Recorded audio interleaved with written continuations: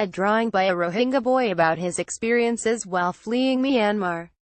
Sergei Ponomarev for the New York Times. Want to get this briefing by email? Here's the sign up. Good morning. Here's what you need to know. Trump's Toto list.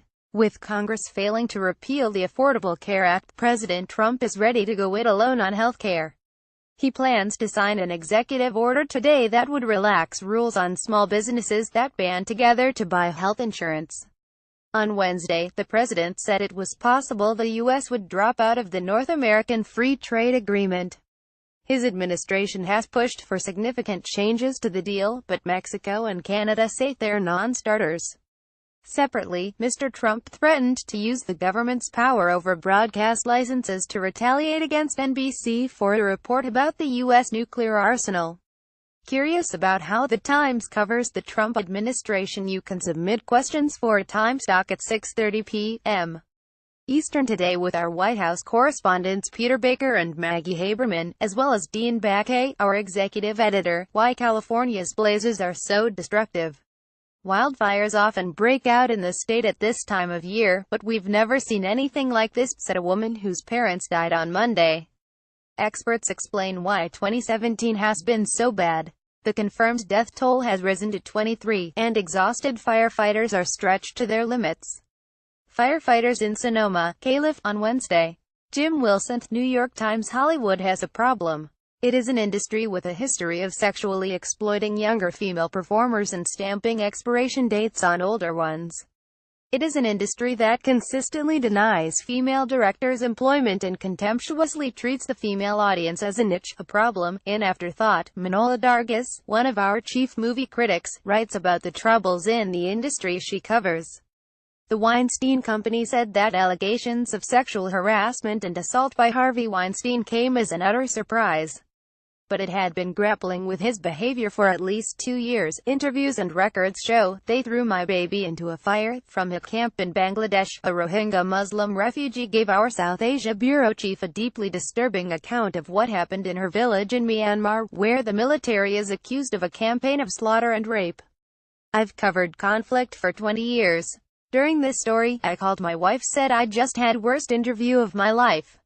https://t.con/8fpfd6df Jeffrey Gettleman at Gettleman, October 12, 2017. Here's how you can help boys meet girls. The Boy Scouts of America is going co-ed, setting off a debate about the best place for girls to learn to be leaders. The Daily, your audio news report. In today's episode, we take a rare look inside North Korea. Listen on a computer, an iOS device or an Android device. Business. We asked Facebook 12 questions about its role in the presidential election. We got 5 answers. Some East African countries want to end imports of second-hand clothes. The U.S. objects a second-hand clothes market in Kigali, Rwanda. Used clothes are blamed for hampering the development of a textile industry in the country. Diana Zainab El-Hindawi for the New York Times. U.S. stocks were up on Wednesday. Here's a snapshot of global markets. Smarter living dips, both new and old, for a more fulfilling life beyond basics. Here are 5 things around your home that rarely get cleaned. Recipe of the day. This lasagna uses spicy roasted cauliflower instead of meat. Noteworthy. Sifting through the ruins. In today's 360 video, join a family as they visit the remains of their home in Santa Rosa, Calif, where more than 1,800 structures have been destroyed by fire. I have a message for you. To save her life, she jumped off a train bound for Auschwitz. Decades later, she got a message from the father she left behind. A Holocaust survivor tells her story in one of our editorial department's short documentaries. Madden Rocklets. Franklin, Gert, Harvey, Irma, Jose, Claudia, Liz, Maria, Nate, Ophelia. 10 Atlantic storms have reached hurricane strength this year, a first since 1893. The work of a genius. The Times' own Nicole Hannah-Jones is among this year's MacArthur Foundation Fellows. We've collected some of her best writing. Hands, an online sensation. From cooking videos to the unboxing of toys, hands have become a symbol of craftsmanship and entrepreneurial zeal. In sports, the Yankees are back in the American League Championship Series for the first time since 2012. Condolences, Cleveland fans. Also on Wednesday, the Washington Nationals end their series with the Chicago Cubs.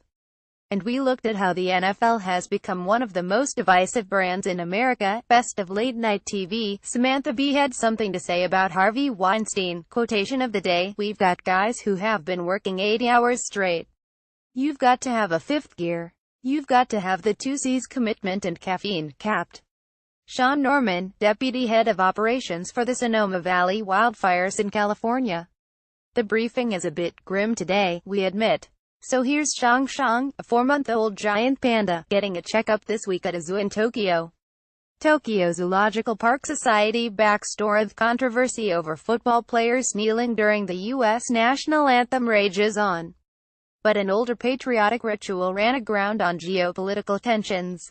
I pledge allegiance to the flag of the United States of America."